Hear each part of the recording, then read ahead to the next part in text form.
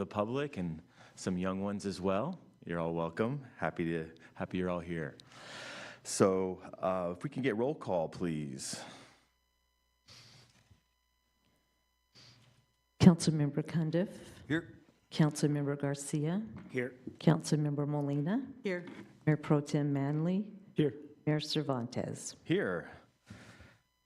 And let's see, let the record show that we have our city manager, Cobal, here, our city attorney, Flower.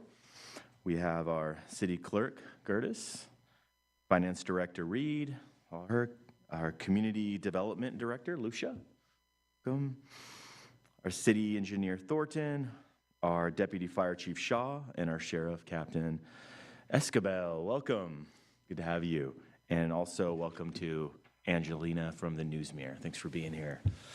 I want to remind the members of the public, if you would like to make a public comment, you can do so by filling out a speaker slip. Looks like this. You can find them over there.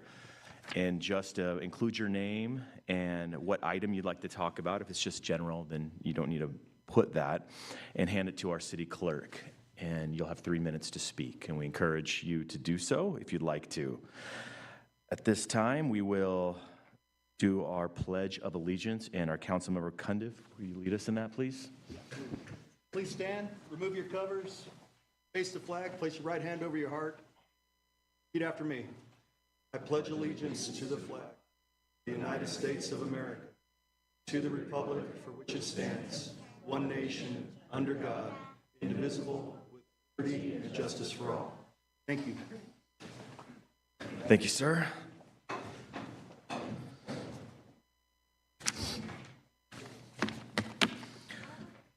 We're going to have a swearing-in ceremony for our citizen patrol member, Alec Ennis. So, Alec, if you could meet me at the podium, we're going to do a swearing-in.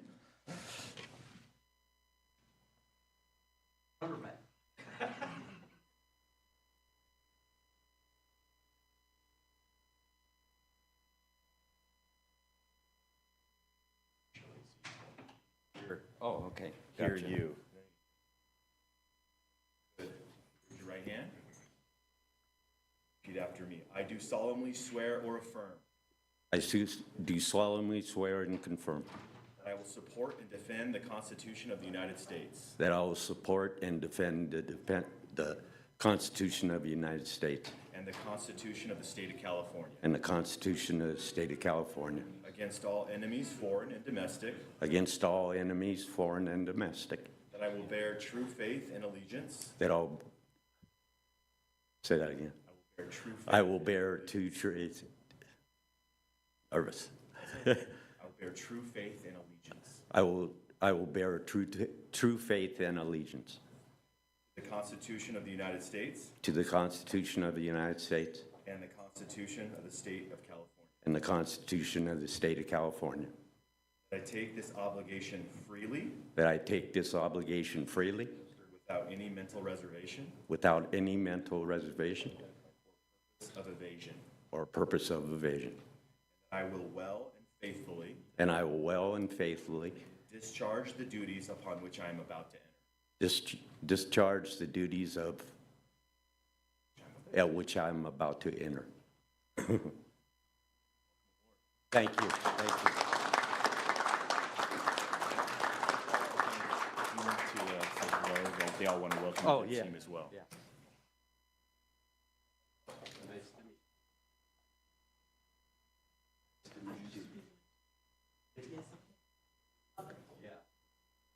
Thank you. Thank you. Thank you. Thank you. Did you want a picture of all? Thank you.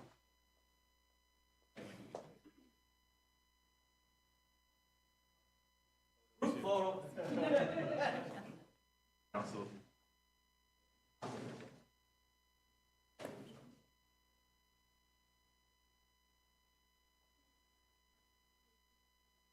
Come on, partners. You're not out of this yet.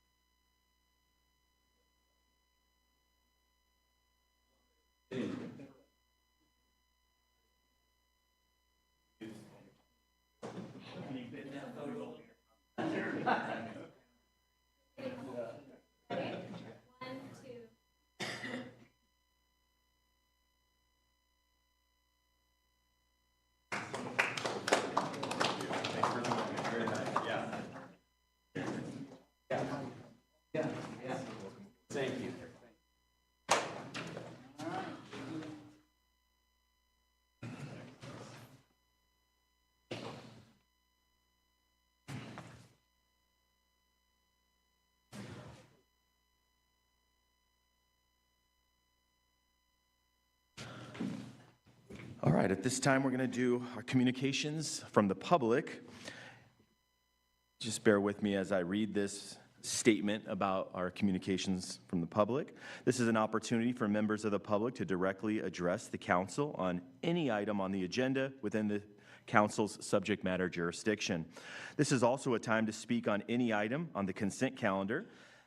Council members are limited in asking questions for clarification or making a referral to staff or factual information to be reported to the council at a later meeting. So please direct your comments to the council, not to staff or the audience, and please respect the 3-minute time constraint.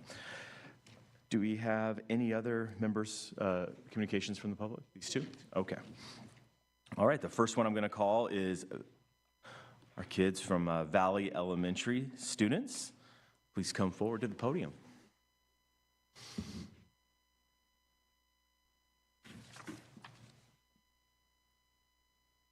Mayor Cervantes, members of the council, my name is Harper Butler, and I am a member of Valley Elementary Student Lighthouse team. Good evening. My name is Alexa Tampa, and I too am a member of the Student Lighthouse team, and we've come to invite you to our annual Leadership Day at Valley. We are a Leader in Me school, which is based on the book 7 Habits of Highly Effective People by Dr. Stephen Covey. As we are the future leaders of the community, we want you to know and see what is happening at our amazing school. We're learning how to lead ourselves and our school. We set wildly important goals or wigs that help us keep on track with our learning and our behaviors.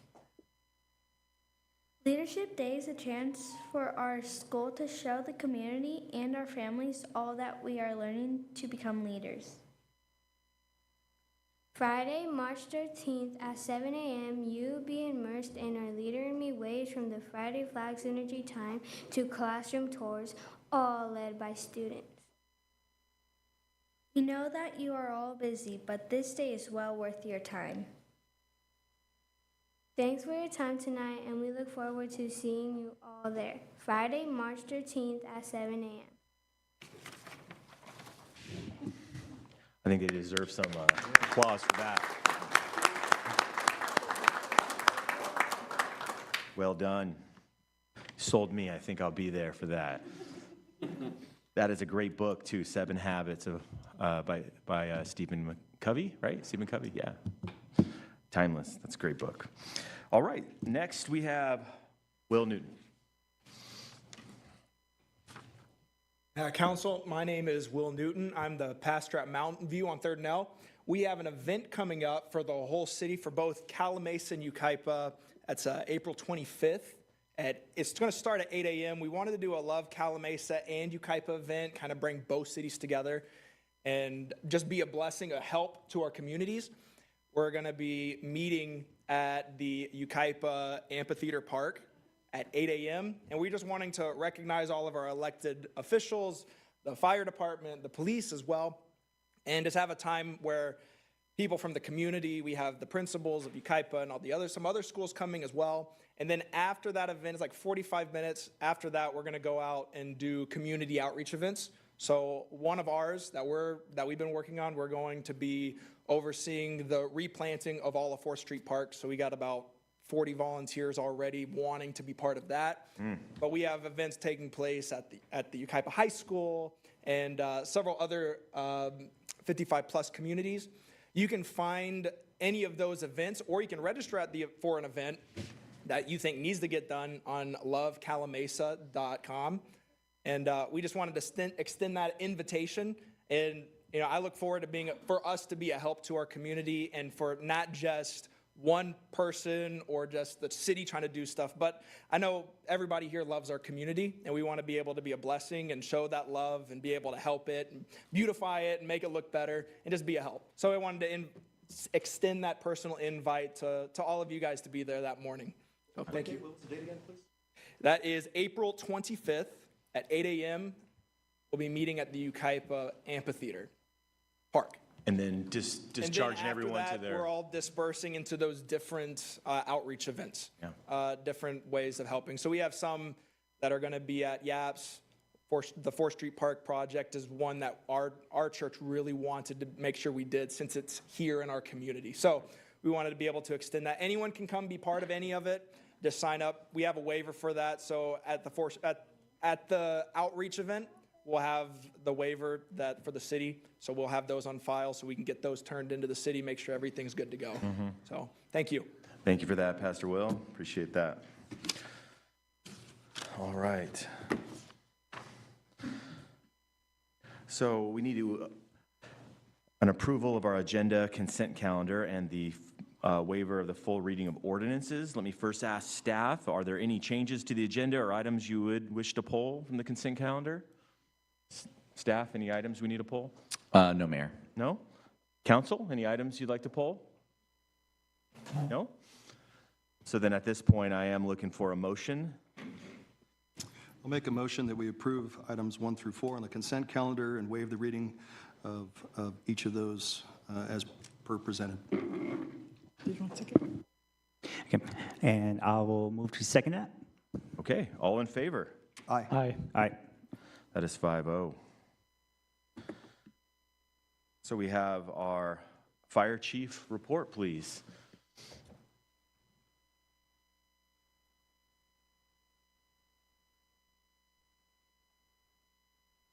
Thank you, Mayor, Council. Good evening.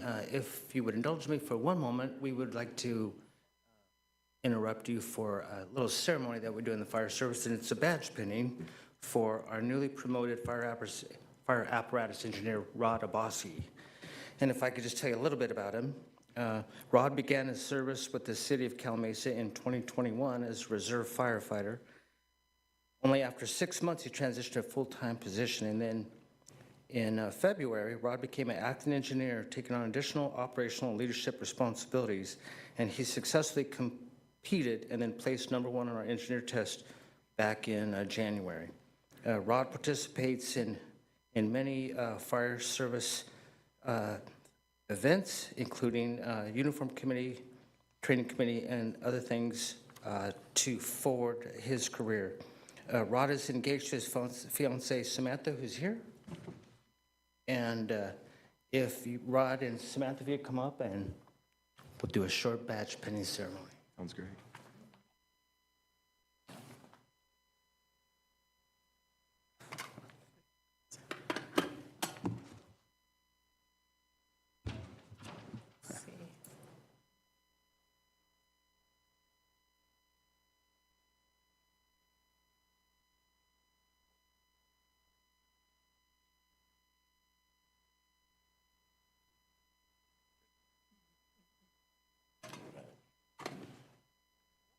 Got it.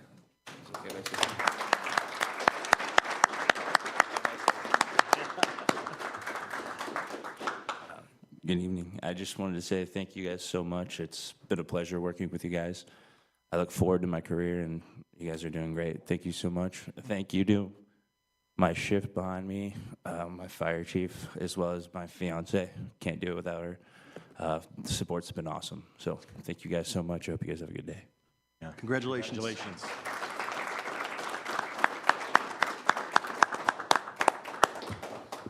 Thank you for that. If we could transition, I'll give you the quick fire department statistical data report, and I'll keep it brief. Total responses, total calls, medical aids, public assists are all trending upward from our last report back in February. Our overall call volume increased by about 80% from that last report. Medical aid continued to be the primary driver of workload, and it more than doubled. Mutual aid responses have increased substantially, and predominantly into Yucaipa with a small amount into Beaumont, and it's about if you're wondering, we go there about 70% of the time, they come over here about 30% of the time. And our average response times increased slightly, but are still well within the industry standard. That's my report. Thank you, sir. Any questions from council? Okay. I know your team took off pretty quick, but I'm not sure if they wanted to take a picture with the whole team before they left. Please, if we could. Too bad, too late for that. Yeah, right? Yes, got a picture. Yeah. Thanks. Yeah. She's going to try. They left you. We'll make time if they come back. All right. We'll move on to our sheriff captain's report, and if they come back, we'll do a photo.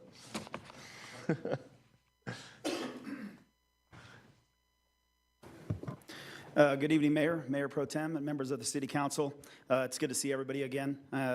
Captain Northrup isn't here. He gave me the torch, the handoff, and here we are. So I'll provide you with some Part 1 crimes and those things, and then we have a couple of other announcements. So for the month of February 2026, there were no homicides, there were no robberies, no assaults, there was 2 burglaries, there was 1 vehicle theft, and there was 12 larceny thefts or thefts. And then there were no arsons. For the calls for service for the priority ones, we were at about a little over 7 minutes. But for the total year average, it's about 5.81. So with that said, priority 2 is 13 minutes, priority 3 is 35, and priority 4 is 24. For the month of February, we did have one, well, there was several different incidents notable, but we can be here all night if we kind of go over that. So just one of our Calamasa patrol deputies did conduct a vehicle check here within the city. Subject was sleeping inside their vehicle within the 700 block of County Line Road, and the subject was in possession of drug paraphernalia and narcotics, and he was ultimately arrested and booked into county jail.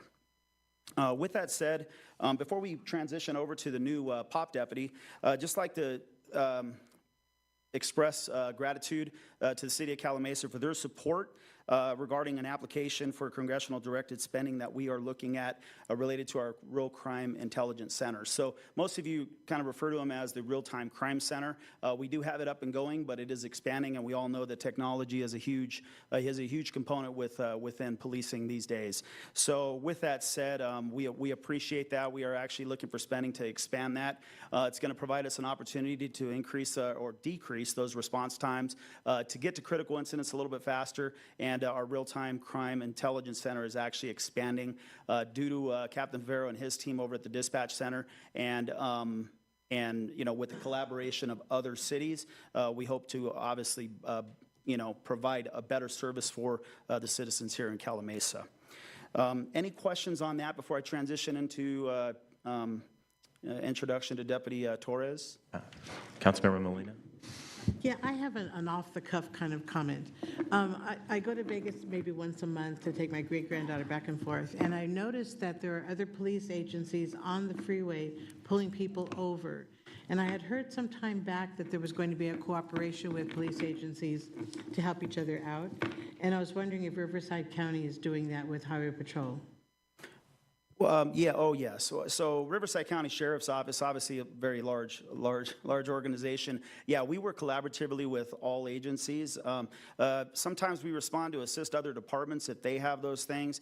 Sometimes there are times where maybe we have a speeder in a certain area. Maybe we have what they call a hit, or we know that there's a stolen vehicle that's coming into our area of responsibility, and we work collaboratively together with them to hopefully apprehend that suspect and ultimately put them in handcuffs and send them to jail.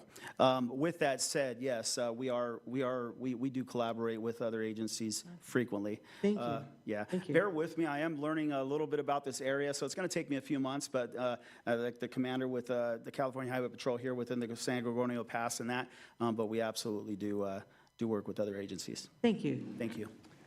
I don't have a question for you, Captain, just more of a statement generally. But as far as the work that you guys are doing, I commend you. God bless you guys for doing the work that you do and being proactive and getting after those, you know, unsavory types, you know, that could plague our citizens within our city. So, you know, being proactive and getting out there and doing the good stuff, you know, we appreciate that. Any work that you can get help from UKIPA, CHP, Beaumont, I'm sure you're on top of that, but you know, to go back to that collaboration, that's fantastic work you guys are doing, so appreciate it. And just to expand on that, just to give you an example, UKIPA commander, know him from previous encounter, known him for a while actually, and there was a case where they actually had a vandalism case in their city. They saw some of the same type of graffiti, and we collaborated to make sure that suspect's held accountable in all jurisdictions and making sure that the DA gets that. So that's just one example of many across the county that do occur. Thank you. Thank you. All right, thank you. So moving on to the good stuff, right? When it comes to, I know Deputy Hinkle, now Corporal Hinkle, I know you had the opportunity to kind of say goodbye to Captain Northrup and Corporal Hinkle, but we wanted to do an introduction to Deputy Torres, who will be taking over the problem-oriented policing position here within Calamasa. So I'm not going to steal too much of his thunder. I'm going to have him come up, introduce himself, and maybe say a few words, and if you have some questions, I'm sure he'll be more than happy to answer them, okay? Thank you. Thank you, sir.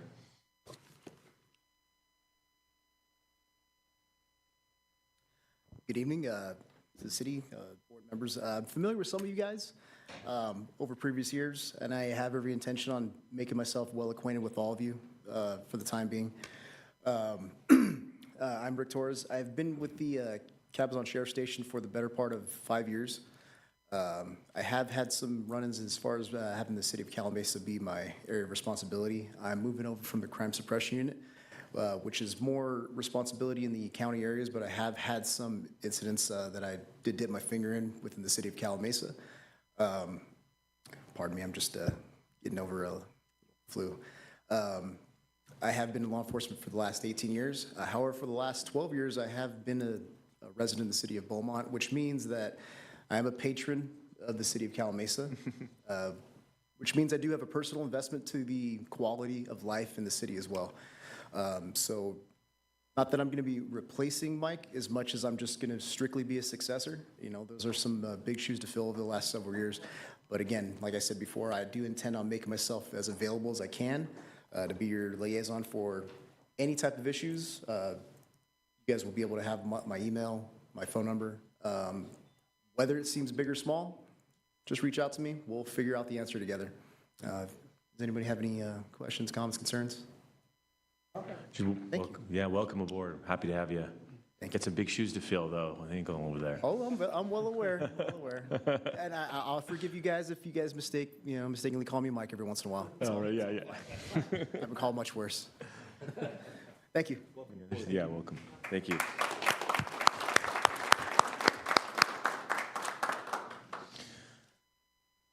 Fire Chief Shaw, did we want to do the photo? I thought I saw him waiting in the... I think they just ran off to a call. Okay, well, no photo today, no photo op. All right, we're going to business items. Business item 5 regarding our opening of Mountain View Park, and our city manager, Cobalt, will take this. Thank you, Mr. Mayor. This item is regarding whether to delay opening the Mountain View Park Phase 2 in its entirety until completion of the 120-day weed treatment and turf establishment period, or to partially open the pickleball courts while keeping the turf field and decomposed granite walking path closed. As noted in the staff report, the contractor initiated the weed killed process on January 29th. That began the 120-day timeline, which includes the treatment period followed by approximately 90 days of turf for turf establishment. So based on that starting date, the turf establishment period is projected to conclude in late May 2026. We did have rain after the initial treatment, which required follow-up application. However, staff has confirmed that this did not restart the full 30-day period. It may have extended the schedule slightly by maybe a week, but we're still generally on track for late May. So the council essentially has two options. Option 1 is to keep the entire Phase 2 area closed until late May and hold one clean, full grand opening once the turf, walking path, and pickleball courts are all available. This avoids fencing complications, preserves pedestrian connectivity between 5th Street and the original park once opened, and provides a more cohesive launch. Option 2 would allow the pickleball courts to open earlier while fencing off the turf and DG walking path. This would require temporary fencing and monitoring. Because the walking path would remain closed, pedestrian connectivity between 5th Street entrance and the existing park would be temporarily eliminated, or would just not open, essentially creating two separate park areas. From a staff perspective, either option is operationally feasible, although a partial opening does give us a bit of concern with securing the grass area. So the question for the council is whether to prioritize earlier access to the pickleball court or a unified and complete grand opening once the full expansion is ready. So with that, I'm happy to answer questions and receive direction. Thank you for that, City Manager. The way I see it, there's some good reasons for both these options. I'm interested to hear what the council has to say about this, and so I'm going to open it for discussion. Sure, I'll start off here. So I want to start off with, I think this is a great project. It's been many years in the making, so I'm very excited. We're like almost there. So as you can see, it looks great. And I think it's going to be well received from the community, and I think it's going to be utilized quite a bit. So I'm looking forward to that. Moving on to our options here. I'm in favor of option 2, which is going to be opening as soon as possible, allowing the community to get out there and use the beautiful facilities instead of kind of keeping those locked down for 3 to 4 additional months. So I think there's a few concerns that I just want to address. So one of them being the preventing access to the field. We want the field to grow right, and connectivity issues, and then also the grand opening aspect. But first, as far as preventing access to the field, so the contractor has told us that he can fence that off. There's not additional costs associated with that. And there might be multiple ways that we could fence that off. Essentially, right now, if it wasn't to open, if you look on the backside from the 4th Street, there's a 4-foot fence all along that whole backside. So as it is, the park is kind of partially opened as it stands because that whole backside is access from the public, and they're using the park as they always have. But they run up against this 4-foot fence on that backside. So that would stay as it is. So there's still sort of easy access, I guess, to that turf area as it sits. If we did nothing, just kept it locked, the front side would stay closed. Now it's the gates all the way across the 5th Street side. So I guess the problem would be if we open that, they would come and use the pickleball courts, the bathrooms, the parking lot, but then the contractor could then put that fence up there at the turf, so they wouldn't have access. So you'd still have a 6-foot fence likely blocking it, which is essentially what we have now on the 5th Street side is one fence. So you'd essentially just be moving that fence back, and then we could also either wrap the whole area off or put the second fence on the backside for the 4th Street side, so you'd have a 6-foot fence on each side. So I think as far as protecting the field, I think there's multiple ways that we could to lock that down to where that's not an issue, or it'll be almost the same. There's no perfect way. Either way, there's potential someone could jump over a fence and get to the grass. The connectivity, there is, depending on how they wanted to construct the fence, potentially we could wrap the grass area, and then you could still use the path and walk between. I don't think it's necessary. I think for this park, the way it's set up, you kind of have 2 different groups. If they're going to play pickleball, they're going to arrive they each have their own bathrooms, they each have their own parking lot. So I don't think it's a issue for it temporarily to be separated. People can continue to use the 4th Street side. People can park and use the pickleball courts, and so not being able to go between the 2, I don't think is a big issue. Last, I think for the grand opening, it'd be nice to have do the ceremony and have it all completed and open together and do something.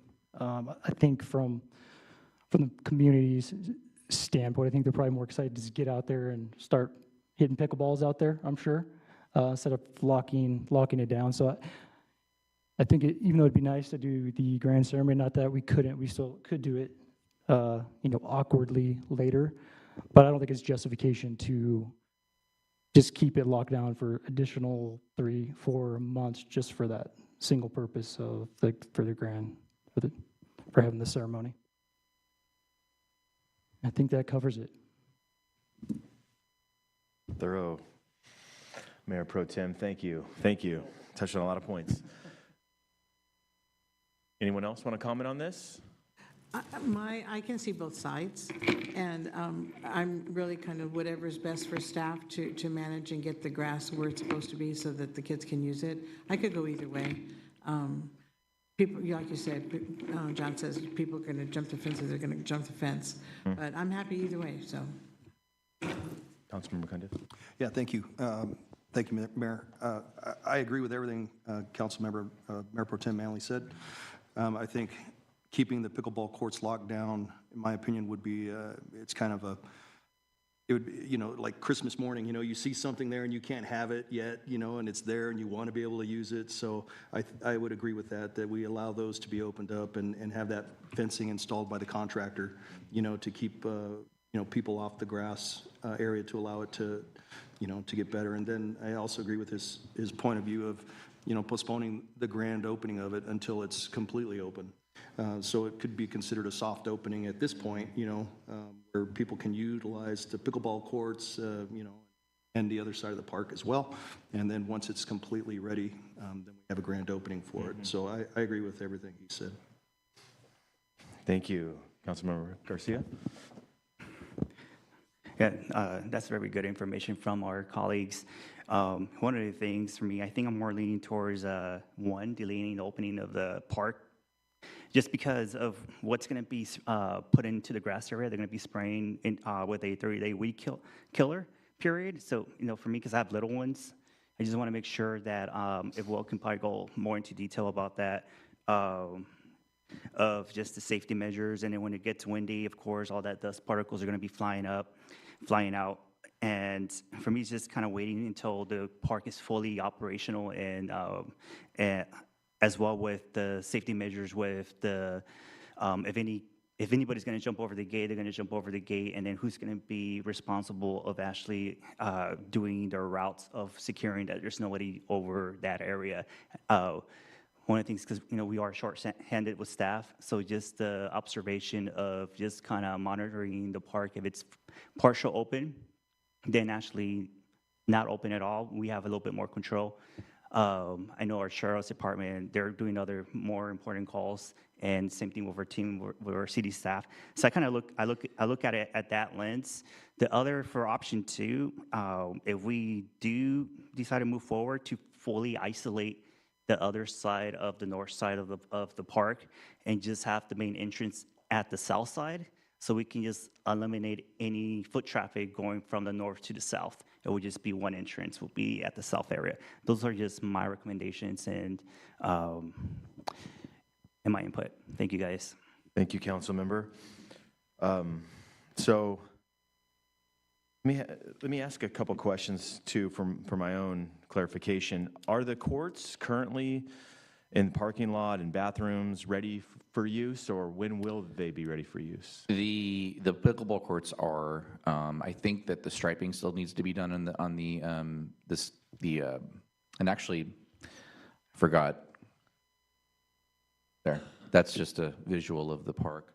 I don't know if so there's this kind of an overview so you can kind of see. So I think the only thing that is still needs to be done is the striping of the parking lot. Everything else I think is ready to go as far as I know. Bathrooms are Body's not here tonight, so I can't answer that question specifically. But and I did want to clarify, now that I have a chance, I just want to clarify on the fencing. Our position is that this is your contractor's responsibility, so we are sensitive to the additional costs, because if you try to do a perimeter fence all the way around the grass, that's going to look different cost-wise than trying to put partial fencing. I think that if we did want to keep connectivity, if we went off option 2 and wanted to keep connectivity between the two sections of the park, I think that it might be easier to at least put fencing along the south side of the park, of the grass area, and the west side, and fence it all the way to the property line, so that you don't have any access. So you wouldn't be able to use part of the DG trail and then cut it off on the southeast corner. So you would just be able to still use the south side, and then the west side up to where it gets to the edge of the pickleball courts. So that might be an option to at least not have to completely fence off the DG piece of it and still keep some connectivity between the two sections of the park. And, you know, so I think either option, I think also there's always going to be the, you know, the threat of people going into the area that they're not supposed to be, whether it's partially closed or completely closed, right? So I think trying to prevent that probably won't happen. I think the question we need to ask ourselves is there, would either option minimize that more or not?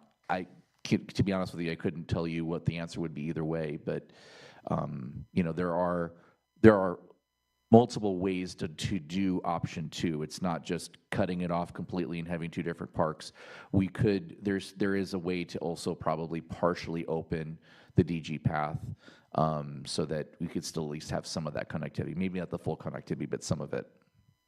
Okay, so do we have a date of when the courts, the striping, the bathrooms would be ready? I'm trying to get a ballpark of when we could do a potential, if we were going to go with option 2, which we'll see, what would be the tentative? I would probably, if I were to guess, it'd probably be sometime in probably April, probably like maybe early to mid-April. So just to give us month differential. Yeah, because and also if we want to give it opening, at least if we want to do partially open, we might want to do like a pickleball demonstration, something like that, and schedule it something like with that for at least the pickleball courts, because that's a new feature in the city. And so we might want to give ourselves a little time to notify the public and let them know that's coming, and do it that way. We could, if we just want to just go ahead and have do like for lack of a better term, a soft opening. Just kind of when they're ready to go, just open them, and if people want to come use them, they can use them, and then we can do a full grand opening later. Yeah, it's a little delayed, but you know, the pickleball courts could be like a soft opening, we could say. So that's another option to consider as well. So there's no additional expense to the city with either option. No. So that's a wash. Just real quick clarification on one of Edgar's points. Are there any chemical or safety concerns that you're aware of with?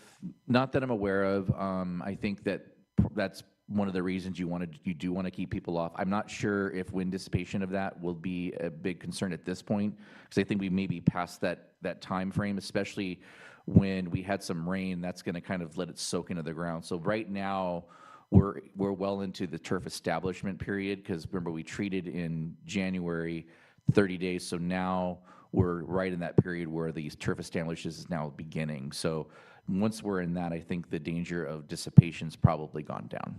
Okay.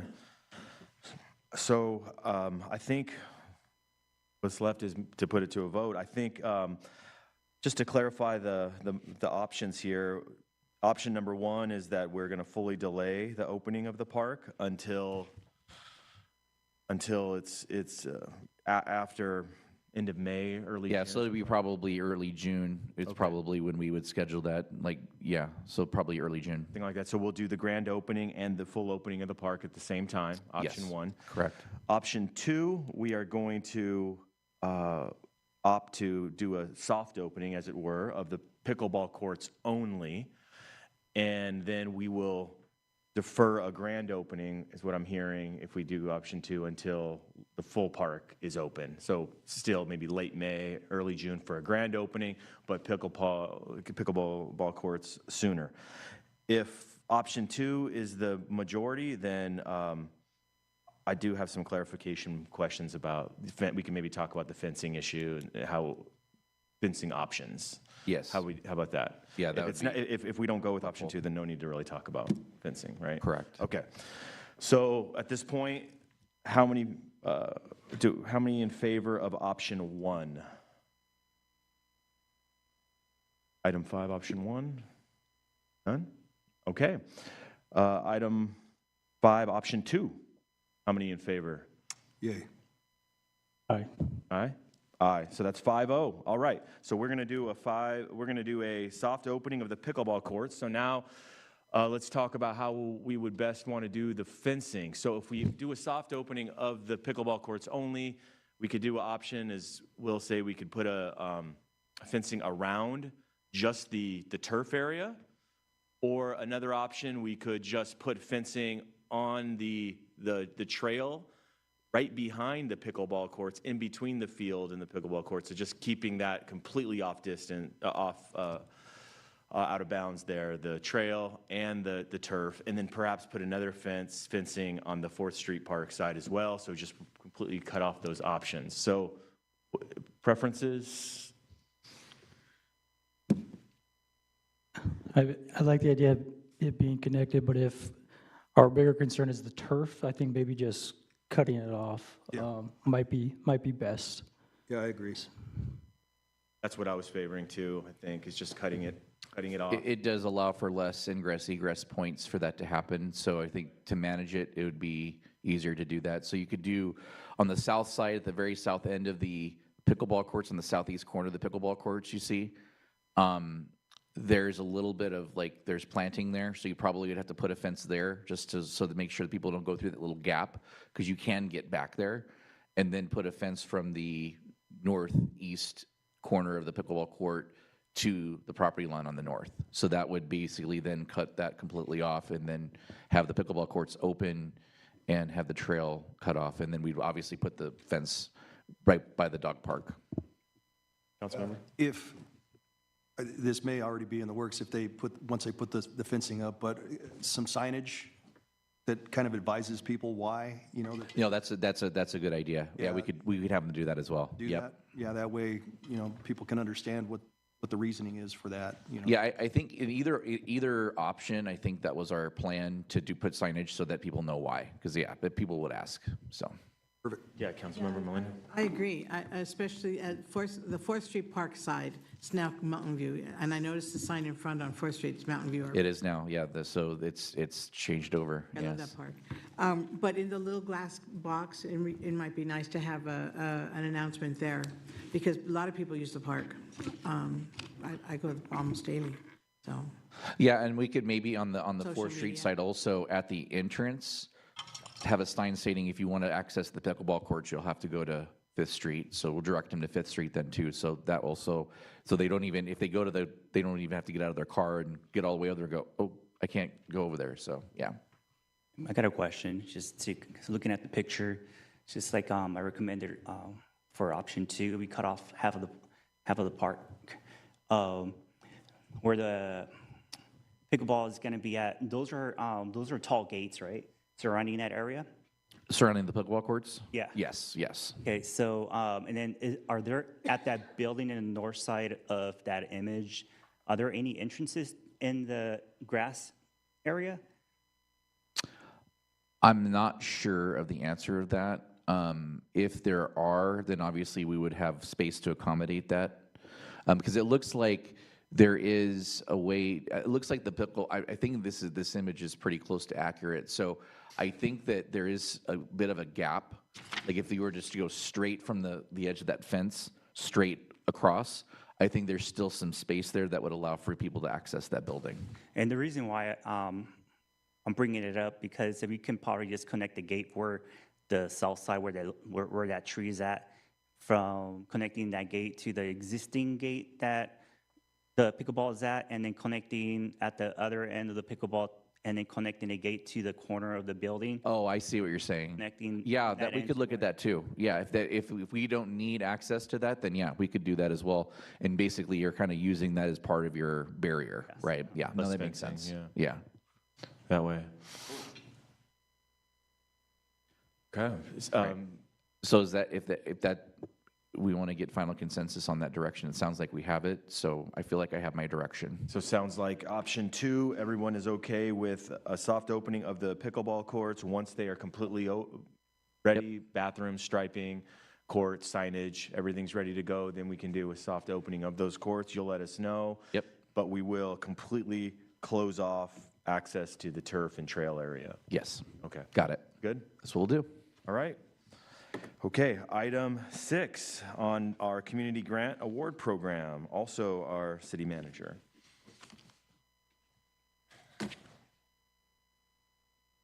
All right, thank you again, Mr. Mayor. This item is for discussion and direction regarding the Community Grant Award Program and the one application received this cycle submitted by Calamasa Youth Baseball and Softball. As council will recall, in October 2025, the city adopted formal community grant guidelines and an application process to ensure funding requests are handled in a structured and transparent manner. Staff conducted extensive outreach during the open period, including direct contact, email, website postings, and social media, and received one completed application. The adopted fiscal year 25-26 budget includes $15,000 for the community grant program, and program guidelines call for awards of up to $3,000 per application. Calamasa Youth Baseball and Softball has requested funding to support launch and operation of its youth league. At the time the Finance Committee met in January, league signups were still underway and viability was not yet fully confirmed. Since that meeting, we received confirmation that the league has secured sufficient signups and is moving forward. This Finance Committee discussed the optics of awarding the full amount to a brand new nonprofit, the importance of maintaining a structured process, and the possibility of a tiered or milestone-based funding. Mayor Cervantes also reached out to assess viability prior to bringing this forward to the president of the league, Howard Reeves. Additionally, because only one application was received, there's been discussion about potentially moving to a rolling application period for the remainder of the fiscal year and encouraging future applicants to align requests with the annual budget cycle. So staff intentionally kept this report high level so we could allow for discussion and direction on this. So at this time, I'd like to turn it over to our members of the Finance Committee, Mayor Cervantes and Mayor Pro Tem Manley, to share their thoughts and possible recommendation. So that completes my report, and I'd be happy to answer any questions. Thank you. We also have the applicant, President of Calamasa Youth Baseball and Softball, Howard Reeves, in the audience, should you have any questions for him. But essentially, the staff is looking for recommendation on the one applicant and the amount to award, whether to award a grant and in the amount. So looking for thoughts. Councilmember Manley, anything you want to say? I can just give my general thoughts on it. Just real quick. Since we have our one applicant, which we're all aware of, and I support his mission, and I think it's going to be a contribution to the community. He's met all of our requirements. He's done everything we've asked of him. And so my recommendation would be just to award him that amount that we had set at $3,000 for that grant. So that's be my recommendation. Thank you, sir. Any other comments? I have a question. Please. So I noticed the initial startup costs, Mr. Reeves has got listed here as $35,000, and he's raised $5,800, and there's some outstanding or pending contributions, it looks like, and I suspect and believe that he will most likely get those. In the event that we give monies towards this well-deserved project, which I agree, it's definitely a good thing. If it does not become viable, what happens to that money that we portion off? My understanding is it just becomes a donation, right? And that's correct. Yeah. And I think that I've spoken several times to Mr. Reeves over since the application was filed. I think the startup costs were on the higher end because it was based on a certain number, so the starting costs are lower than that. And I think the number of contributions, donations has gone up since this was as of the date of the contribution. So that gap has closed significantly in our view. And I think the main thing is that making sure that there was enough signups, which there were, I believe over 200, right, Howard? So, that I think makes it more viable in terms of, and a lot of it I think was aimed at startup costs, because the costs are going to be a lot higher this year than they're going to be in future years, because a lot of one-time things to get things going. So that's what I think the money is expected to be focused on. So I believe that, with that, that money could get spent. Yes, there's a possibility it doesn't work out, but that's it's a question. It's a legitimate question and concern. But at the end of the day, I think that's the risk. Anytime you give to nonprofits, they can flourish or they could fail. Right. That could be the case for any.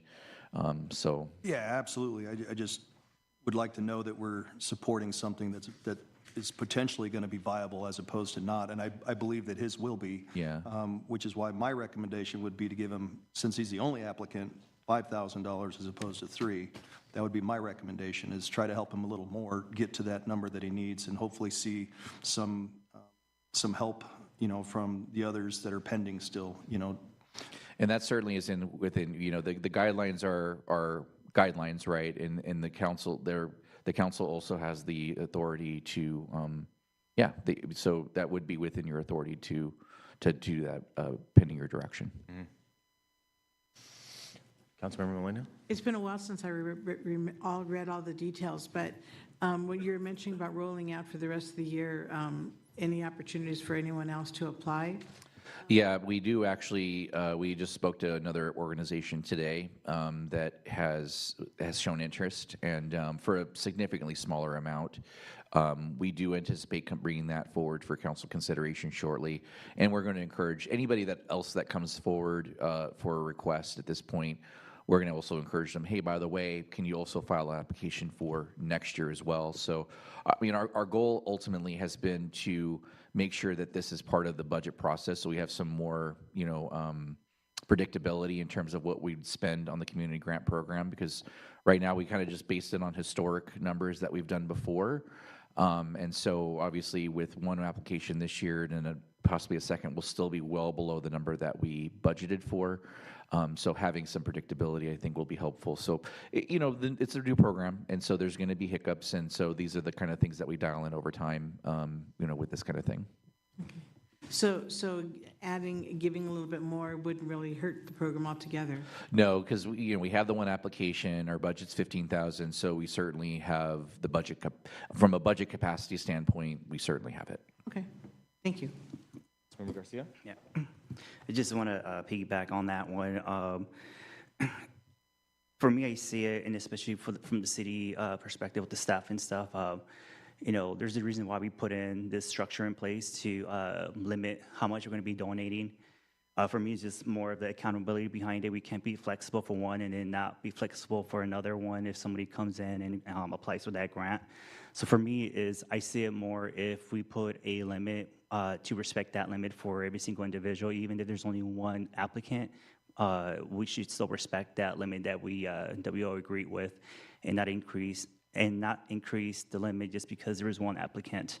For me, it's just I'm kind of foreseeing. I know we only had one applicant this time around, but it's been a new structure, a new system in place, and I don't want to kind of see in the future, because this can get pretty messy pretty quick based on making some adjustments for one organization or the other.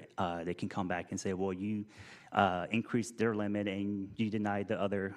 So I see it in that perspective, in that vision, and I'm pretty sure our city staff and leadership here saw it that way too, and that's the reason why we agreed to move forward with this policy and procedure. So that's just my input on that one. Thank you, sir. So I also think, I think I'm going to echo some of my council member colleagues have said, that this is kind of a historic moment, I think, for Calimesa. This has been something that Mr. Reeves has been working forward toward for a long time, been a dream. I think for some of our residents too, to have something like this in our community, and the fact that we have someone stepping up in a leadership role to do it, it's important, and I'd like to get behind it and support what he's doing for the youth of this community. So I would make a motion. I'll throw a motion out here and see how it goes. I would make a motion to recommend that staff approve the grant for the Calimesa Youth Baseball and Softball League in the amount of $5,000. I second that. All in favor? Aye. Aye. Any nays? No. No? This is it was $3,000, right? Motion is for 5,000. Which was originally. Well, there was no, the guidelines show 3,000. There was no, the request was asking for as much, the amount of the request was as much as possible. So there's no specific request for money. If I may interrupt for just 1 second, Mr. Mayor. My reason for doing that is echoing what you had stated, that this is for the children of our communities that Mr. Reeves has worked hard to do. And he's not coming to us with a zero balance. He's actively garnering support and it sounds like a lot more support coming in. And to provide them an extra $2,000 for a total of $5,000, I believe would help him get to that number that they need to get this up and operational. And if if that means that we give them an extra couple of $1,000s to help them get there, I'd rather be on that side of it, as he is the only applicant at this point. Those are my thoughts to that, is why I suggested the 5,000. And if I could, I'm sorry. I know we're in the middle of a motion, but I didn't really get to defend my position. But I just I agree on principle alone with Councilmember Garcia, because we constructed these guidelines, and I've been trying to stick to those even before we implemented those. That is the only reason why I wanted to stick to that 3,000 is because of fairness. And I didn't really like being kind of all over the place with us handing out taxpayer money. It doesn't take anything away from his organization, or I believe in his success, and I hope it is successful. It's just simply on principle, and we're talking about taxpayer dollars. That's why I would vote against that amount. So let's make that point clear. We should probably do a revote then, just for clarification. I but- wanted to start, and I just wanted to reiterate for why I voted the way I did. We don't have anything for our children here, and in the past, we've had issues about the whole purpose of the policy setting was so we'd have standard uniformity. But in the past, we've had applicants who come forward and don't have their information together. They're not organized or whatever. This one was over the top, I think. And so for that reason, because it's for children, and I've been for that always, I voted yes, even though it's higher than the amount. And that's why I'm voting against. I have a principle too. We have to be good stewards of our taxpayers' money, but I hopefully wouldn't find anybody going against something for children. Council, sorry. Sorry, Will. I want to put my input on the district mindset of the educational portion, because on any school district, they apply for grants, and there's always a limit of what grant you're going to be applying for. The state will never make any changes on the requirements of the grant itself. For example, if there's a $5,000 or $10,000 grant limit, the school district cannot request an additional $5,000, making it into a $15,000 grant. They will deny it, and they will just accept the requirements, either the $5,000 or $10,000, and that's coming from the student's perspective going into the school districts. So that's one of the reasons why we put in the structure in place at the city. We all agreed as a team for $3,000 will be the accepted limit. Maybe we can probably come back in the future and increase the limit to a higher limit, but right now from our prior discussion, it was $3,000. So it's just, I know it's for our kids and stuff, but there's a reason why we put in the structure in place to start off with. Fair. Thank you. Fair. Let me just clarify that. As I remember it from the discussion and from our finance committee meeting as well, the $3,000 limit was set, the spirit behind the $3,000 limit. I know if you're reading the letter of the law, it says $3,000, but the spirit behind it was so that we have enough money to go around per applicants, so that no one organization takes more than a fair share of the $15,000 that we had allotted per that. So the way that I was understanding it is that we wanted to cap it at 3,000 so that we have more of the pie to go around, right, for more organizations. In this case, we only have one applicant, and if even giving to $5,000 still leaves $10,000 that we could potentially help other organizations with. And I know that there's other applicants coming in, but seems like we have a fair amount. And so that's the way that I was interpreting. That's why I voted the way that I did, and also to support the kids of this community who need something like this in our city as well. So, If I may, I don't want to belabor this issue, but we are, even with the 5,000, we are keeping with the grant program guidelines, because additional funds in excess of the maximum amount may be considered and approved at the city council's discretion. So the 3,000 is the maximum, what we're telling most folks that come. We may look at somebody that comes in and asks for 3,000 and decide they're only going to get 1,000. because maybe they didn't bring up any money, or maybe they don't need 3,000. But I think as a general principle, the 3,000 was a fair number, which I agree to. But in this particular case, I've already outlined why I made the recommendation that I did. But just to say that we are keeping with the grant program guidelines, even though we do decide to go over that, we're still within our right to do that. And I think that you two made some excellent points. So I think, in general, I agree with everything that you said, and that is the way that we should do it. In this case, I happen to see this is an exception, given who the applicant was and the organization and what it's serving towards. So let's do another vote just for clarification. I was going to recommend, I don't want to put Darlene on the spot here, but given the confusion, yeah, let's do it by roll. Let's do a roll call. So we had a motion by Mayor Cervantes, second by Councilmember Cundiff, and I would recommend doing a roll call. Okay, Councilmember Cundiff, Yes. Councilmember Garcia, No. Councilmember Molina. Yes. Mayor Pro Tem Manley, No. and Mayor Cervantes. Yes. That passes 3-2.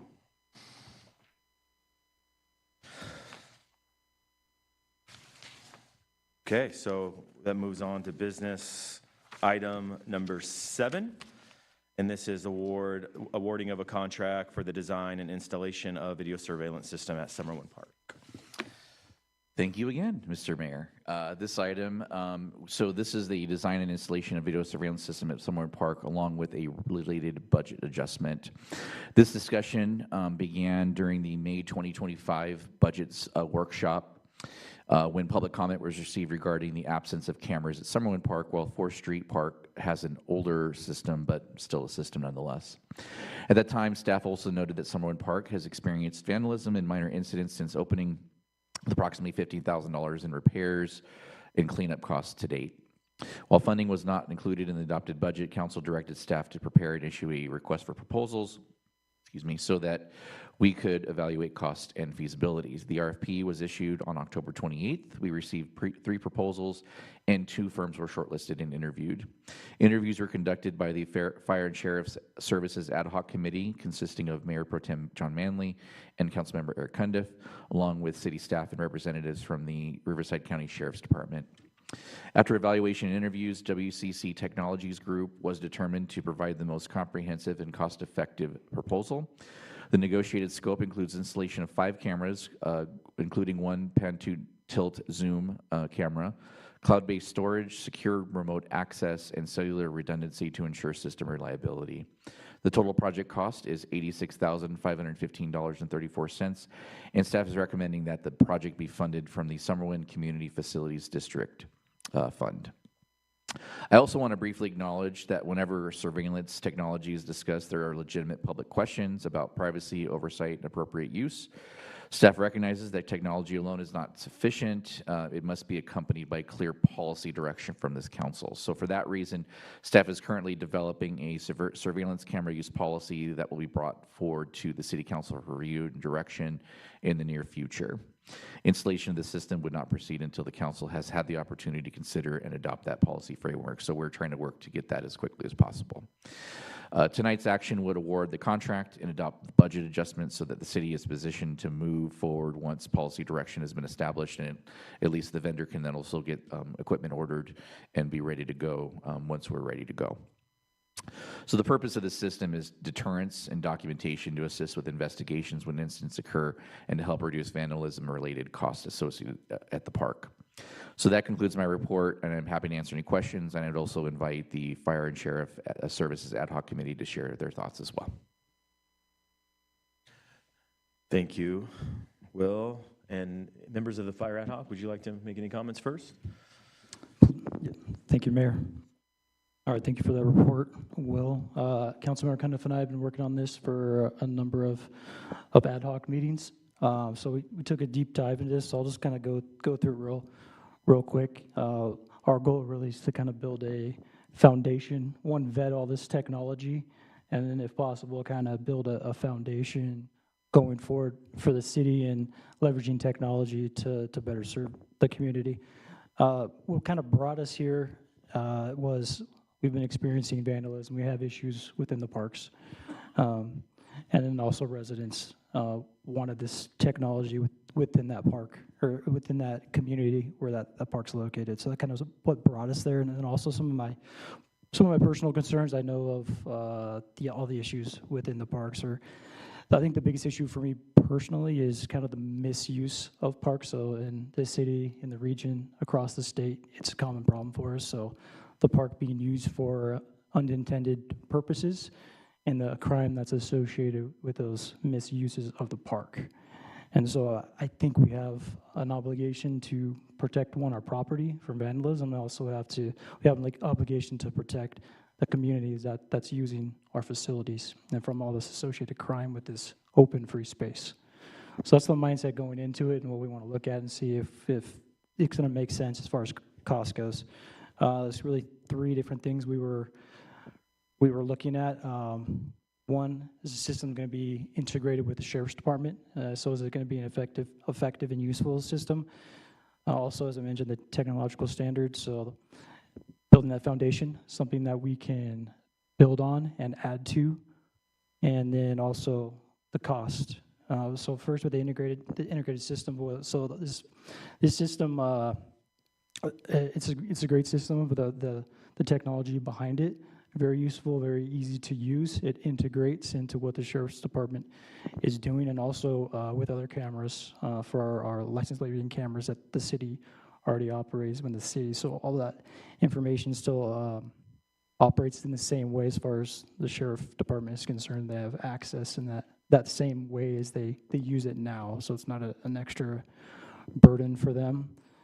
Plus, on top of that, it has actual live video. So they can access that. No one has to live monitor this information. It's just available to them live if they're responding to calls and want to access this data, or for investigative purposes, or historically when they're looking through this. It's very easy to use and efficient way for them to investigate crime and keep our parks a little bit safer. And as far as technological standard goes, I think this is a great foundation for us, because we can add, if the council so chooses, any other facilities want to add cameras to, or any other parks coming online. We have a variety of options, so it's not just cameras, but also automatic locks to bathrooms and things, to eliminate staff having to manually unlock and lock bathrooms twice a day.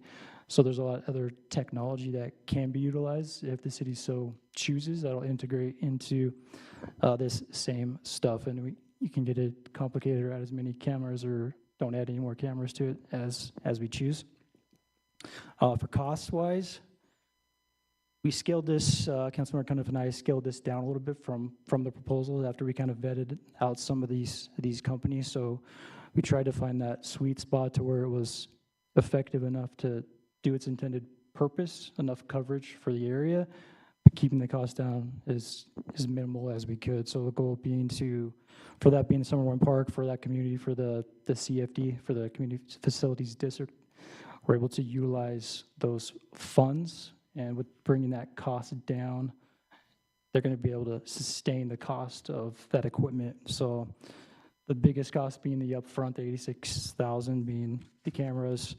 For the installation, that's the big cost, and there's some licensing that go along with that. But after that 5 years, this is for a 5-year contract. When we renew, so you have an option to renew. So you just say you do that for another 5 years. The cameras have approximately like a 10-year lifespan.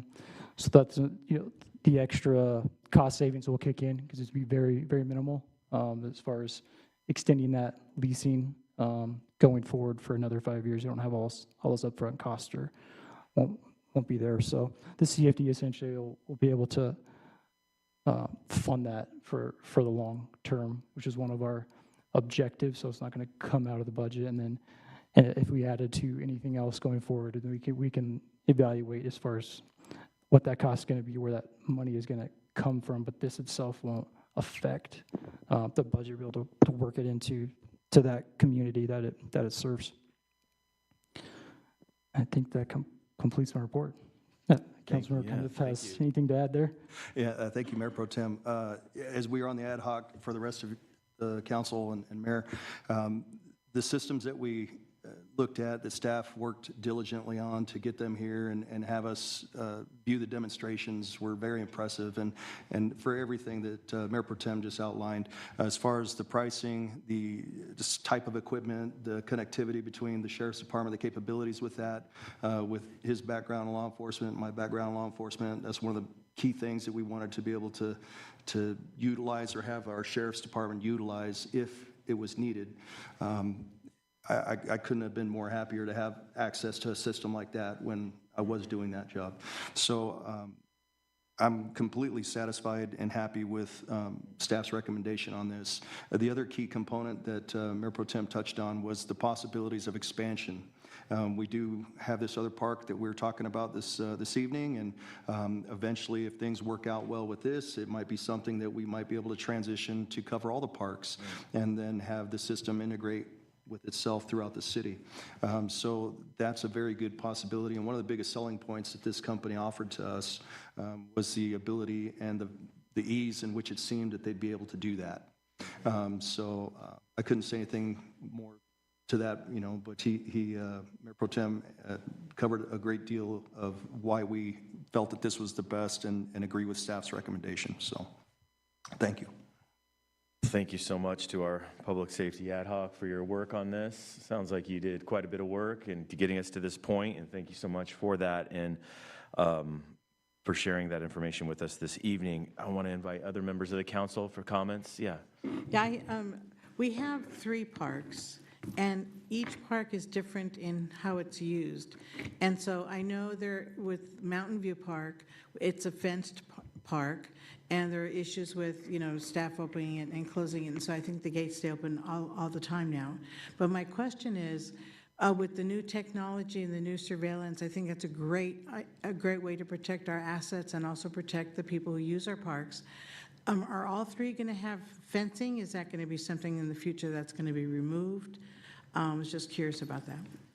So I think you're referring to Creekside. Yes. Yeah, so Remember the name Creekside of it. Park is fenced currently. That was fenced, maybe Darlene can maybe, fill in my gap of knowledge here, but it's my understanding that that was fenced after COVID, or was it before that? During COVID, yeah. So it was fenced to keep it closed off during COVID, and so that's why the fence was put there.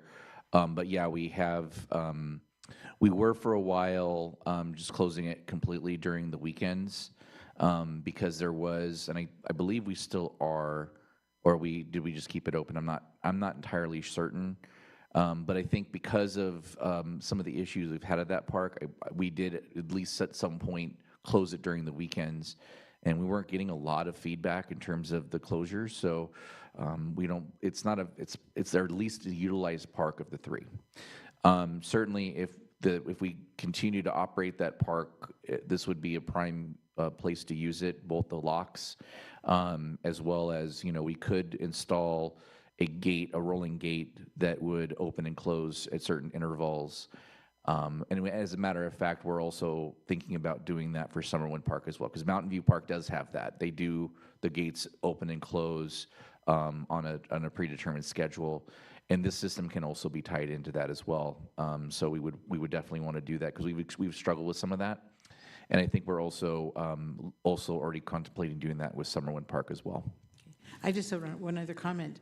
So we're going to be putting a policy together for uniformity. And so I'm thinking the policy is going to help the Sheriff's Department enforce our whatever security issues that we have for the parks. So is that something is that a main reason for the policy? The policy is just to make sure that it's utilized, their city policy to make sure it's utilized in the correct way. Because there are public concerns when it comes to cameras specifically. So the policy is more to make sure that we're setting a precedent saying this is how it will be utilized, this is how we're going to scale it. And if it's done outside of that policy, there are consequences for that. So it's more for us to make sure that the system's used for the right ways, and there are consequences if you don't use them for the right ways. Okay. Good. And I know Councilmember Garcia had some comments. So, yeah. All right. Yeah, so before we move move the item to action. I would like to take a moment to acknowledge the work behind this item. When I first joined the council last year, I had conversations with Will, our city manager, about the future of technology and how we could thoughtfully expand camera and infrastructure throughout the city to strengthen public safety. It's encouraging to see that effort continuing to move forward tonight. I want to sincerely thank our staff for the research, coordination, vendor evaluation, and budgeting work that went into bringing this recommendation forward. I also want to thank my fellow council members for their ongoing collaboration and shared commitments to proactively safety measures. I appreciate the Sheriff's Department as well too for their partnership and for the recommendations they provided as part of this process. Their input helps ensure that what we implement is effective and in line with real public safety needs across our community. One of the biggest things that when I actually was talking to Will last year was that Ashley mentioned the same camera system that we're going to be moving forward tonight. The technology behind it is going to literally support the Sheriff's Department or anyone reviewing the camera footages. It's to the point that it's AI technology, and you can put it into a search engine when you're typing, looking for, let's say, in the mindset of the Sheriff's Department, if they're looking for a specific individual wearing a red backpack, you can literally put in looking for a person with a red backpack, and it will extract all the video footages and in the description of a person wearing a backpack, or you can go into much more detail, putting in looking for an individual, white shoes, khaki pants, red backpack, and a hoodie. And we'll definitely extract that information to minimize the reviewing of the time of the process. For me, is working smarter, not harder. And this technology is bringing into the future of the smart city for our city, because we can implement this not only within our city, but expanding it through our citywide systems as well too, with our new city hall, with their signal lights there as well too.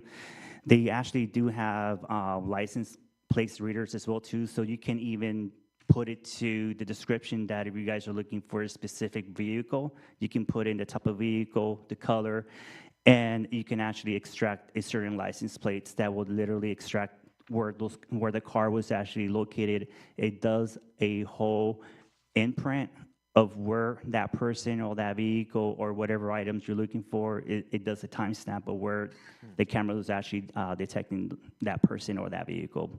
So just wanted to thank everybody for the hard work and implementing this as well too. Thank you. Thank you, council member. So at this point, looking for a recommendation. I'll make a motion that the city council award a contract to WCC Technologies Group for the design and installation of video surveillance system in Summerlin Park in the amount of $86,515 and 34 cents, and authorize the city manager to execute the professional service agreement and any non-substantive amendments consistent with the council's direction. And number two, adopt resolution 2026-04, a resolution of the city council of the city of Calamasa, California, amending the fiscal year 2025-26 budget to appropriate funds for the design and installation of video surveillance system at Summerlin Park. Second. All in favor? Aye. Aye, that's 5-0. Thanks again to our public safety ad hoc for all your work on that, and to council for your comments and support of that as well. So this brings us to our final business item, item number 8, and I believe this is also our, our city clerk? I apologize, I forgot to put that on there. Okay. This will be quick and painless. Yeah. This is the annual time of the year when SCAG does their General Assembly out in Palm Desert. It'll be on May 7th and 8th, and they asked us to appoint a voting delegate and alternate voting delegate to make some decisions at that SCAG conference. So at this point, I know that Councilmember Molina and Councilmember Cundiff will be attending. So it's just up now to the council of who they would like to appoint. Are there any reservations about appointing Councilmember Molina as you'd be our voting delegate, and then Councilmember Cundiff would be the alternate? Well, we're both, okay, so we're both attending the conference. I'm on a policy committee, so I have different work there. But it's for SCAG, they just want to know from the city who the delegate is going to be. And so it doesn't matter who it is. And Okay. so I would, for future information on maybe getting more involved in SCAG, I'll let Councilman Cundiff be the delegate. And I'll be there anyway, if that's okay with you. Okay, so we're going to appoint, or I guess the motion is, or the recommendation is to appoint Councilmember Cundiff as our delegate, and then you're also. I'll be his alternate. Okay. Can I get a motion to that effect? So moved. Second, anyone? I'll second that. All right, all in favor? Aye. That's 5-0. Is that what you need? That's what I need. Thank you. Okay, excellent. All right, so next it's mayor and council members reporting on county and regional meetings, conferences / comments. We'll start with Councilmember Garcia. I haven't attended any meetings. I know I was put in for one of the committees, and probably Will can clarify that just for the record keeping. I actually attended the transportation for the, we met at the Beaumont City Hall location for that meeting. We talked about transportation and the grants that got approved. One of the biggest things too that I do want to, hopefully if Eric and Linda can advocate for our city, I actually did put something in their heads to see if they can support us with transportation within our city. I actually brought up as well too for the city of Beaumont, for our students, for them to be picked up at certain hours during minimum days, just to provide that transportation for pickup and drop off at the nearest routes at their schools. Currently, right now, minimum days are on Wednesdays. Kids come out of school a little bit earlier, but the bus routes are fixed at a certain time, and which exposes the kids to be not making good decisions. They technically kind of hang out at the Starbucks areas that by the high school. So one of the things that I did make some recommendations was that we can probably make some arrangements on Wednesdays on their schedules, that we can change some routes. One of the council members at Beaumont was going to follow up to see if there's anything in the policies, because it is a federal law to have certain times of the day, because it has to be concurrent for it to have a fixed time on the routes. But they are going to look into it. Another thing too, from the RTA system as well too, I was advocating as well too that there is data showing here in the city of Calimesa of the GIS system from the that there is a need here for our seniors for transportation. So I advocated that for our city, and RTA was very impressed. They are going to be looking into it as well too. They're going to be going into phase 2. That phase 1, they were getting information and data from the neighboring cities. So on phase 2, I actually mentioned that if they can please look into it too. So moving forward, because unfortunately I cannot be at those meetings only as a visitor. I know I got appointed, but because you guys are the main chairs of that committee that oversees the other committees, that is the reason why I want to make some recommendations. If you can please continue with advocating and supporting what I mentioned to the RTA and the transit, so they can move forward with providing those services to our community, and as well with free services for the RTA transits. And Will can follow up with the rest of the stuff that there was a miscommunication. Yeah, I thank you for that, because I was going to say, I do apologize for that. That's something that staff was not aware of at the time when Mayor and I discussed appointments, that we couldn't have a separate delegate for Teen Now. It has to be the RTA. The RTA member, designated member, is also automatically the designated member of Teen Now. We were not aware of that, so we apologize for that misunderstanding. Apologize for that, Councilmember Garcia. I was not aware of that, and we all learned something in the process. I'll accept apology. However, with apology, if you guys can move forward with the plans for transportation, because you guys are the main persons, and they're really they're looking forward for providing the services over here. If you can just continue advocating for our residents here for Calimesa, so they can move forward with providing transportation here. I just have some clarification on what you were talking about as far as the buses. Are you talking about Beaumont bus system and the students that ride the Beaumont buses? Because we don't have a bus system. Well, I'm just a little confused about that. So the meeting that I attended, it's all about public transit. So Beaumont Transportation was there, RTA was there as well too.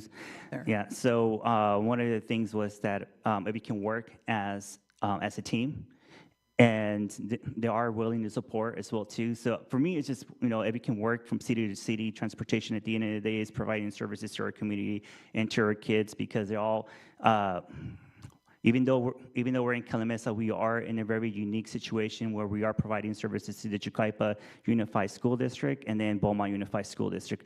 Fortunately, we are Calimesa/Yucaipa Unified, so we do have students residing on both districts. So it's just more organizing and restructuring the bus routes and bringing in the RTA transportation in our side, because we don't have public transportation in our region. But Beaumont Unified does have routes that will connect to the Beaumont High School and our borderlines. Okay, and then RTA, were you talking about microtransit? Is that the program that you're talking about for RTA? Microtransit and public transportation as a whole. I was talking to their main team about bringing in the public transportation as a whole. Okay. I've been working on that for 10 years. So yes, we all do work well. And I think at the mayor, city manager meetings, that issue comes up because, we don't have public transportation here. And it's based on rooftops, I think, is what in the past was something that didn't work out. People really didn't want to take public transit, and so that's always been an issue. Yeah. But yeah, no, we do need that. The challenge, I think, was, and this is before my time though, and the challenge is that ridership wasn't there. We did try to contract with Beaumont Transit, and so the challenge we have in the pass area in general with public transportation is that both the cities of Beaumont and Banning have their own transit, so they're not utilizing RTA. And so because they're not utilizing RTA, if RTA was serving those cities, then it would be a lot easier to serve the region, cohesively. But because of our geographic isolation from the rest of the county and RTA's service area, it's hard for them to service us. So then we have to look at Beaumont. They tried it, and they just weren't. The fare box revenue just wasn't there, because I think it has to be at least 10% of the total, and we were pretty far under that. But again, I think that's something we always have in our mind as we grow as a city, how that will change, and evaluating how that's going to change. So I think that's something that we do need to keep an eye on continuously. I might just add one more thing, because I've been involved with transportation as long as I've lived here. And they even offered, the bus services offered free rides, and no one took them up. So I think we should maybe in the future advocate for transportation. We're in the service area of RTA, but we're just like you said, we're in a weird pocket. So yeah, anything we can do to get bus service here, I fully recommend and support. Yeah, and I think right now it's a great time because they are doing their research and they're collecting their data, so they are implementing interfaces right now. So this is a good time to advocate for our CD, Eric and Linda. So appreciate that. Right, thank you all. I'm going to, excuse me, call a timeout from council member reports so that we can get our photo with our fire department who have returned. Thank you for your patience, gentlemen. Yeah.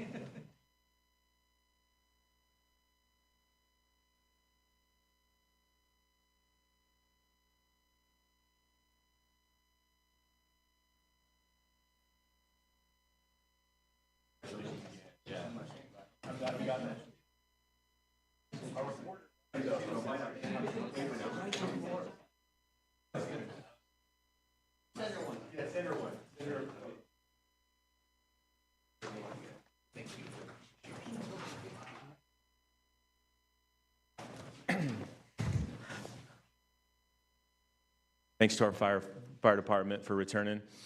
That was great.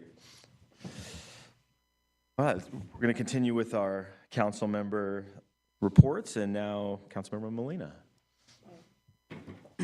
Yes, I only attended 2 meetings. I attended on February 23rd, our CTC Budget and Implementation Committee, where they basically just did audit results for their services, and so not much going on there. Everything was approved. RTA also had routine business doing the same thing. And I know one of the items, which is something I guess that comes up often, is on city manager approval of contracts. And so with RTA, they had they're increasing the authority for the CEO. And the request was to have reports on the variances, how many contracts in the variance area. I think it's $100,000. So that was interesting conversation. That was approved as well. That's all that I have. Thank you, Councilmember. Now, Councilmember Cundiff. Yes, thank you, Mr. Mayor. I've got a little bit of stuff to talk about this evening. First off, to Councilmember Garcia's point, as far as us working diligently with RTA and TNOW, just be aware that the microtransit is something that I inquired about previously with them, and we're trying to look into options for that. So we're doing as best as we can for that. And of course, thank you, Councilmember Molina, for all your hard work on RTA, and for, I know that transportation is one of those things that's dear to your heart, so, thank you for all that. I did attend the WRCOG meeting today, and I will have a complete report to have sent out to you guys at a later time, but I did want to touch on a couple of things that were discussed today. The meeting there was a lot of information there. So one of the things that will really be concerning to staff mostly is RTA or WRCOG is going to look to implement this Build What You Can study. They're going to put this forward, and they're going to be evaluating all the different transportation projects within the pass area, as well as a pilot study for the Southwest TUMP zones. And so that has to deal with a lot with AB 2307, which is a traffic study zones that they're looking to do within the region of the Riverside County. That's going to deal with signal lights, aligning all together. Not necessarily going to affect us at this point, but they're looking at those type of measures to mitigate traffic from the freeway onto main corridors. So if the traffic signals all align, as you're like locally, if we were on Outer Highway, for instance, and we had a bunch of traffic signals, they'd all be dialed in so that they're all green, so you weren't having to stop every so many blocks. So that's what that study is going to be about. There was an RFP already issued for that, and it's been released for that, so they look to have that concluded by 2028. So once I get the rest of the printouts from that, I will make sure that everyone gets that. Additionally, I would like to thank Mr. Chris Regstad was here this evening. He left, but he was the one that was here with the Valley Elementary students. And I've had the privilege to be at a couple of the events at his school, Valley Elementary, and I just have to commend him and his staff for the great work that they're doing with our young kids. The leadership that those kids displayed every time that I've been there has been impeccable, second to none in our region. I have not seen any group of kids operate as professionally as those kids do from all grades and all levels. So I want to just publicly say thank you to him and to his staff for the great work that they're doing with our kids. And my children both went to that school, so that's why it's a little more close to my heart on that one. That was as far as my reporting on the meeting that I had attended. And there's just a couple of things that I'd like to bring up that are not on the agenda, but I'd like to ask staff for direction to look into. One of them being, you may have read in the News Mirror, the city of Yucaipa. The city of Yucaipa is putting together a challenge for the State Housing Authority, and the Yucaipa City Council voted unanimously for that. And what that's going to do is possibly get the attention of Sacramento as they try to force these different resolutions on us for some type of relief. So what I'd like to have is staff look into that and see how we can effectively bond together with the cities in our region to basically have our voice heard on this particular issue, because it's not a one-size-fits-all when it comes to housing or infrastructure. Our needs are far different than the needs of Redlands, or far different than the needs of Moreno Valley or any other city. So I think it would be appropriate to request that of staff. The second thing that I would ask staff to look into is, I was kind of appalled when I came across an article that mentioned of a sex registrant, a 290 registrant, running for city council somewhere in the state of California. And I thought to myself that this was kind of an interesting thing that's happening in this time that we're living in, right? And where before I would never think that somebody would ever have a chance to run for city council, city government, or any elected position. But I would ask that staff, along with our city attorney, look at possible municipal codes or some way to implement some sort of structure to prevent that from happening in our city.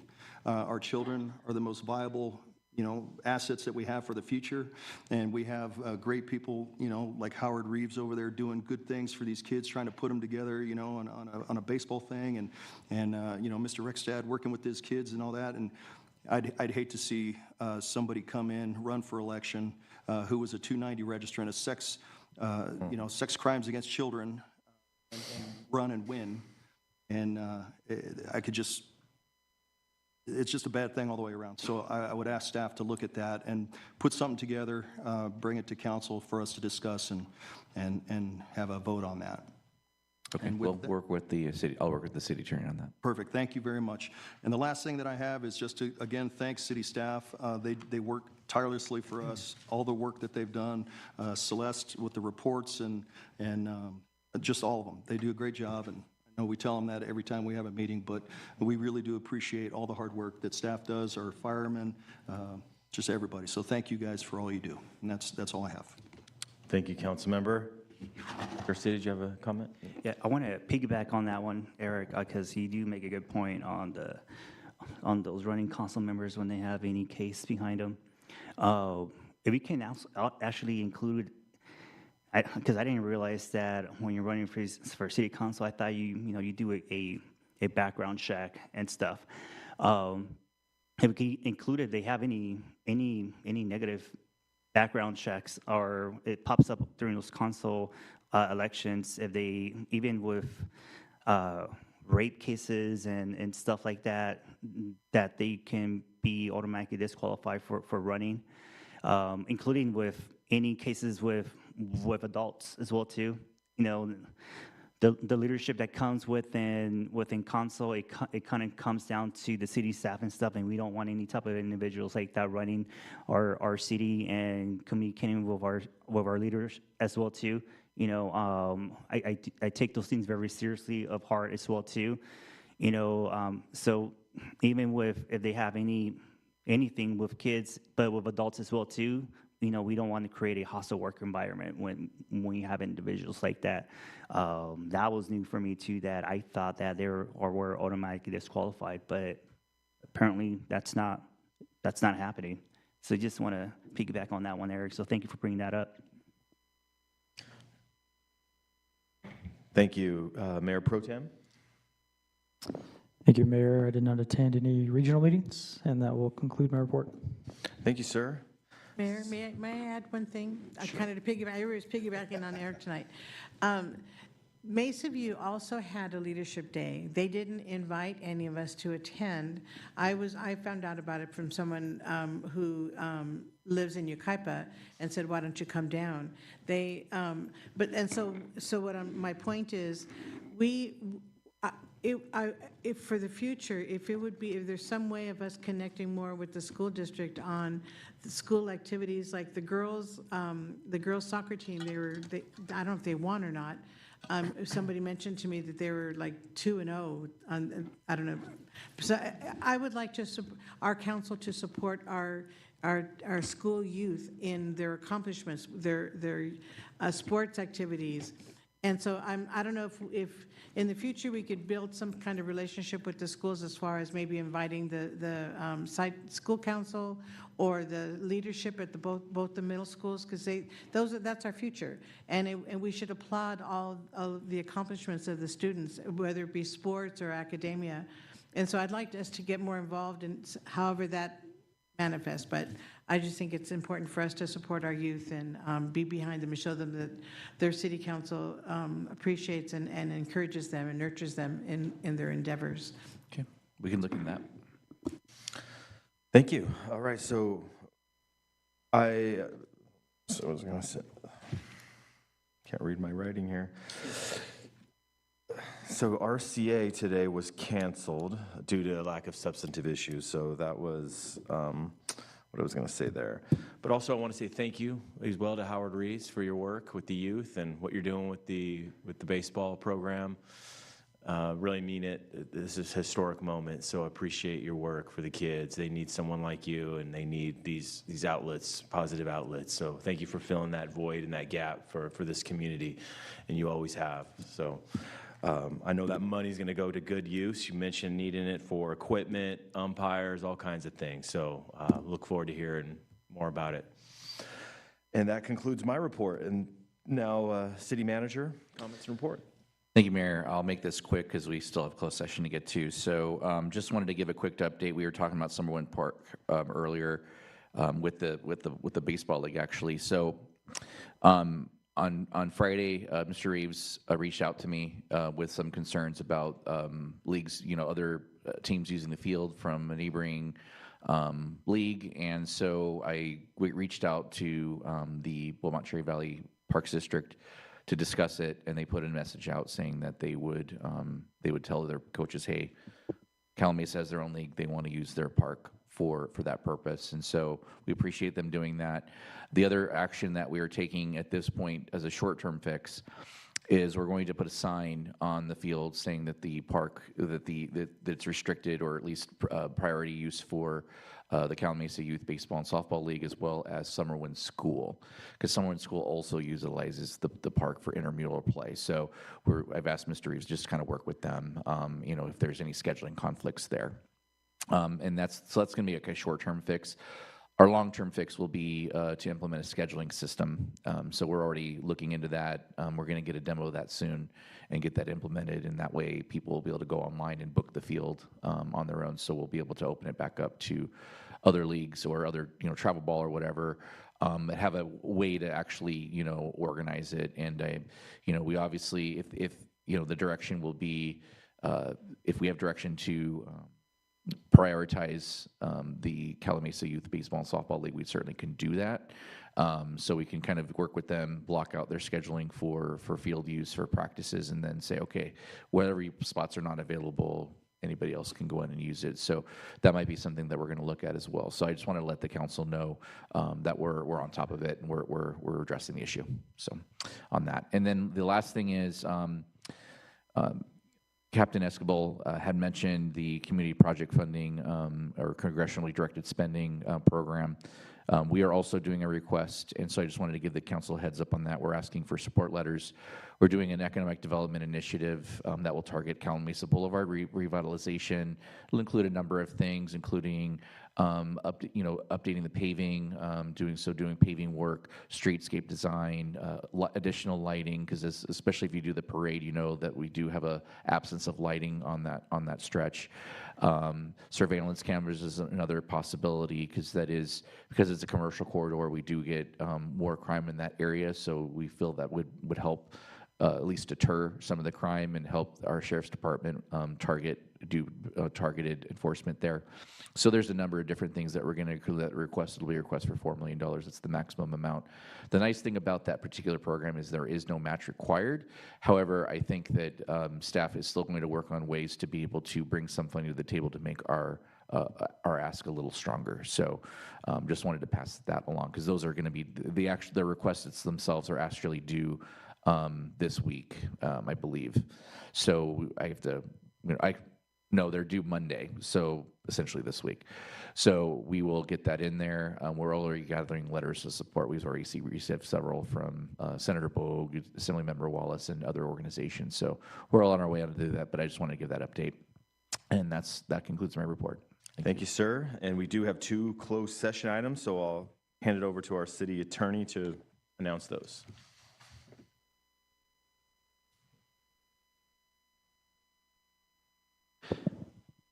There are two items on the council's closed session agenda. First item is conference with labor negotiators, the city negotiators, the city manager, and the deputy city manager, represented employees, or the city's Professional Firefighters Association. Second item is conference with legal counsel regarding existing litigation. The name of the case is Madeline Fox versus County of Riverside et al. Thank you. Thank you, sir. And that now adjourns our meeting at 7:45. We'll adjourn to our next regular city council meeting. We're not adjourned. Not Yeah, adjourning. we have to adjourn after a closed session. We're recessing the closed Ends session. the business items. We'll adjourn after a closed session. Yeah, good call.